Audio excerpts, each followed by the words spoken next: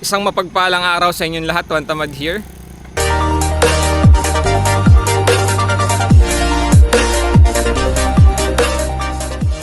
For today's video nga pala, samahan niyo ulit ako sa isa na namang fishing adventure ko dito sa Taiwan.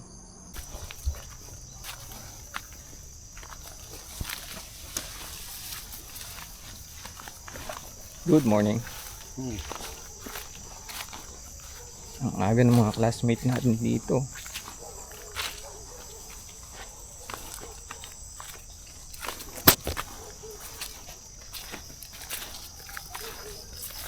Yun, masa lang din yung gamit nila. Minasang feeds. Bali, binalikan ko nga pala yung spot nung nakaraan at sa ngayon nga kalmado na yung tubig, no? Gaya nung nakaraan na umaalon.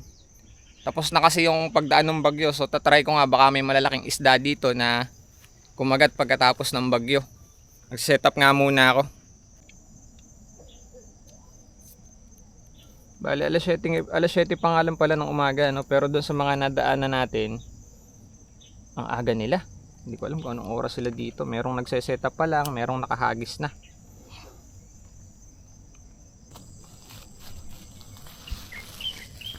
Bali, ngayon nga pala meron akong iniandampain sa kanila na special. Ginagamit ko nga pala to sa Pilipinas, no? Pag hindi ako gumagamit ng floater, dito kasi nga pala, isa sa problema ko, wala akong makuhang bulate, no? So dito itatry ko nga magpain ng taba ng baboy. Yung taba ng baboy na may kasamang balat. Kasi wala talagang makuhanan ng pamain dito eh. Isa sa mga pinoproblema ko. Wala nga akong makuhanan ng bulate, no?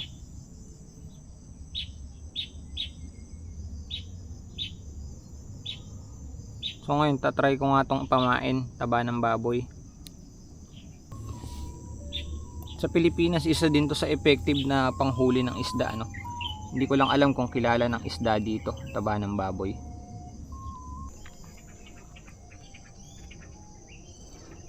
Layuan na agad natin yung unang hagis.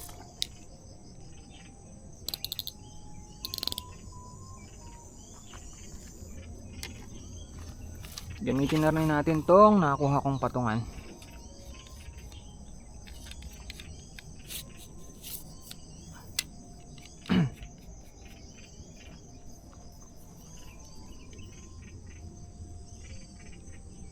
Bali, habang nakababad nga yung isa, tatry naman natin maghagis gamit tong feeds ulit na minasa ko.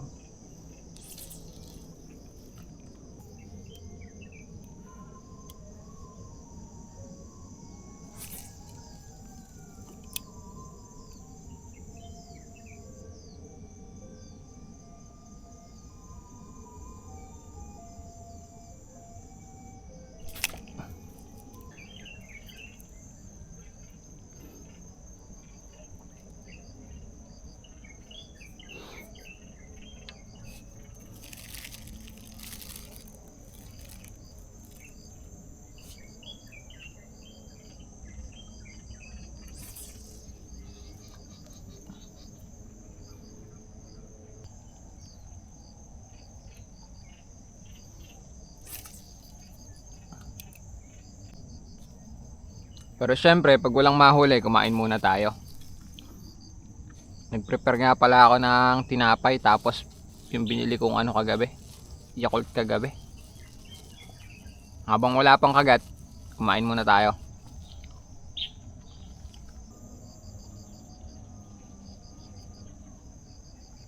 Mukhang olats tayo ngayong araw, ah. Oh, lalaki ng tumatalo, no? Kaya hindi natin alam kung anong isda yan. Ayaw naman magsikagat.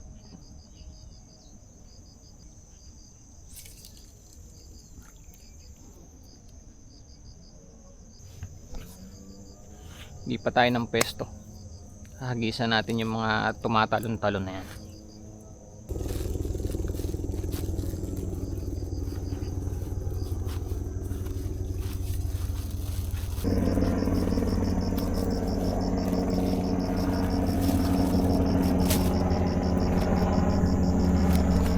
Hagisan natin yung mga tumatalo na yan.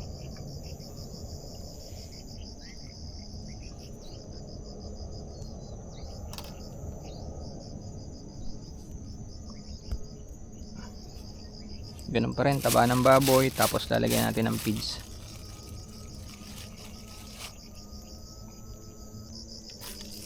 Isang malaki lang.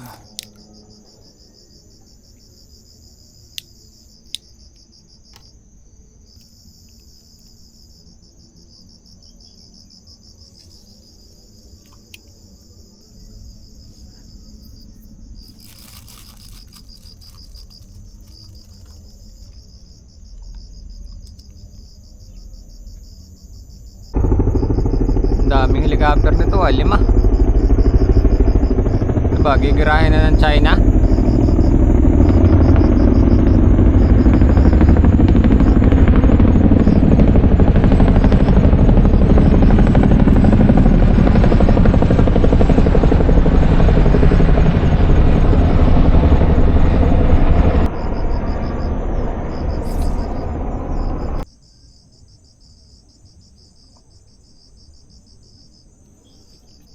Lakas sa pain. Wala tayong huli for today. Last pain ko na nga to, no? Mukhang wala talaga tayong mahuli ngayong araw. Mukhang kailangan doon tayo sa plan B.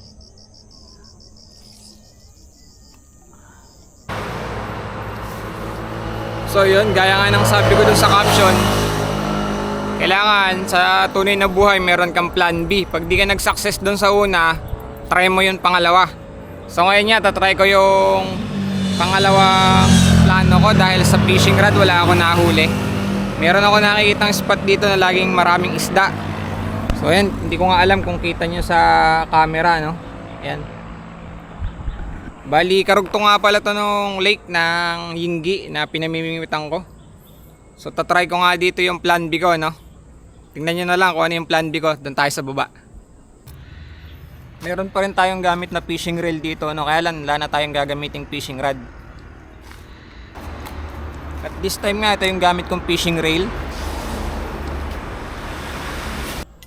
So yun, bali ito nga pala sinasabi kong plan B, no? Iwanan ko muna dito yung aking fishing rod. Dito tayo sa plan B. Tabi-tabi po.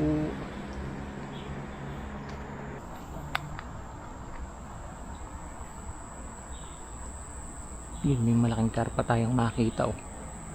Walang malayo. Subukan natin kung aabutin.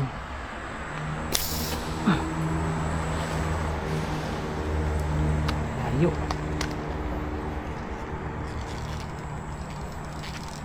Masyadong malayo. Bumaba na nga pala ako dito, no, para medyo malapit, no. Kaya lang medyo nabulabog sila, nagkawalaan. So sana nga magbalikan, no. Ito, dito banda may karpa, oh.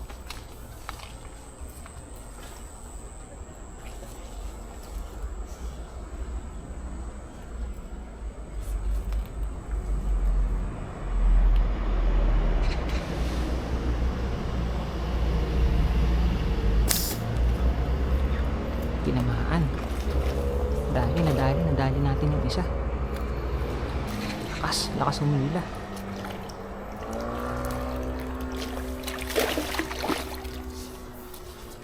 Yun, one down. Huli tayo ng isa. Kajak pa tayo sa pulsang uso. Laki, oh.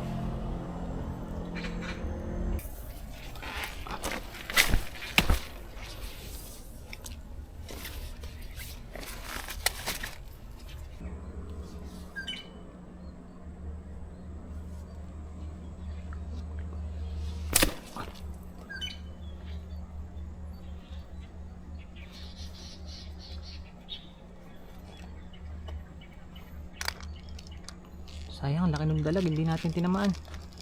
So yun, no, abang-abang pa ulit tayo. Tingnan natin kung meron pa. Tanghali na rin kasi. Makulimlim lang yung panahon. Pinalad naman tayo makatama ng isa. Sayang yung malaking bulig, eh. Dumaan sa harap natin, eh. Hindi natin tinamaan. So yun no, bali tanghali na nga pala, uuwi na ako, nagugutom na rin kasi ako. Di ako kumain bago ako umalis eh. So wala nga ako nahuli dito sa fishing rod tsaka fishing rail. Doon ako sa plan B sa slingshot. So yun, bago nga ako magpaalam, meron ako mga gustong i-shoutout sa nakaraang kong mga post, mga vlog ko nung nakaraan. May nag-comment nga doon, sabi niya pa shoutout next vlog mo idol from Taoyen. Idol, taga Badi lang ako, Badi district lang yung sa amin. Si J-Rold Visitation, shoutout sa'yo, maraming salamat sa pag-follow mo at pagsuporta ng aking page. At meron pang isang nag-comment na si Ken Hinka, sabi niya, salamat idol sa tip, pa-shoutout naman. Shoutout sa'yo, Ken Hinka, na isa ko ding followers na nag-comment. At shoutout nga din pala sa mga bago kong followers galing sa reels ko, kay Junjun Alejandro at saka kay Erwin Abalain. Shoutout po sa inyo, maraming salamat po sa pag-follow ng aking page. At isa-shoutout ko na nga rin pala yung mga followers ko na nadagdag this week. Kay Silvestre Mendoza de Guzman, shoutout po sa inyo, maraming salamat po sa pag-follow. Kay Albert Aureliano, maraming salamat po sa pag-follow, shoutout po. Kay Richard Lubang, shoutout po sa inyo, maraming salamat po sa pag-follow. Kay John Lester Rilera Casero, maraming salamat po sa pag-follow ng aking page. At sa dati ko pong mga followers, maraming salamat din po sa patuloy na pagsuporta ng aking page. At sa ngayon po, meron na din po tayo mga upload sa YouTube. Pagka nga po hindi kompleto yung upload natin sa Facebook, sa YouTube nyo po mapapanood, no? Maraming salamat din nga po pala sa mga sender ko ng star sa aking mga video, sa aking mga vlog. At sa patuloy na pagsuporta ng aking page. At sana po, pati sa YouTube, suportahan nyo rin ako. Maraming salamat po. Ako nga pala ulit si Juan Tamad. Magandang buhay, hanggang sa muli.